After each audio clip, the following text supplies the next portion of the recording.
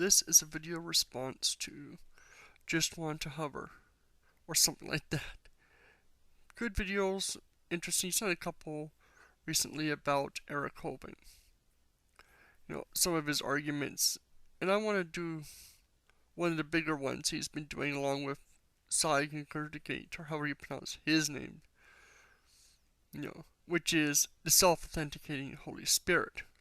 They have it, so therefore they can be sure that their knowledge and understanding is correct. And they always like to ask, how do we know that we're correct? We don't have the Holy Spirit there to verify and be sure.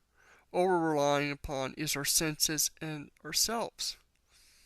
The problem is, he's in an exact same problem, because he's using his senses to verify that the Holy Spirit is telling him he's correct. How can he be sure that he's not incorrect, that he's not misunderstanding? How can you be sure that the God or Holy Spirit, whatever, isn't wrong, or that he isn't applying something to something that's not there? Even if the Holy Spirit sometimes is correct, he still has to rely on his human intuition and whatnot to be sure that it's the Holy Spirit. And concerning how often this argument is used by people who have completely opposite understandings of the Bible, it doesn't work. Some people have to be wrong, even if the Holy Spirit exists, in which case he can't rely on himself, and we can't rely on himself to be sure that he's correct. So again, you have to go to some other source of way of knowing information and truth. What is more likely to be true? What is the preponderance of the evidence leaning towards? And this is why I rely heavily on, empiricism and whatnot.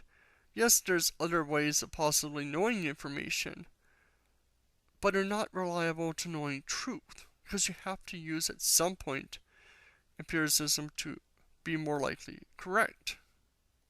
There's certain things, as I've said before, abstractive ideas that are constructs of the mind that don't, because they rely on the mind entirely, your brain, feelings of love, math, and whatnot.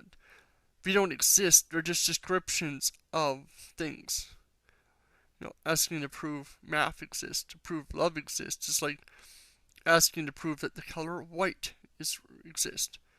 Not the wavelength, but the description which is we apply to it, the name, the title.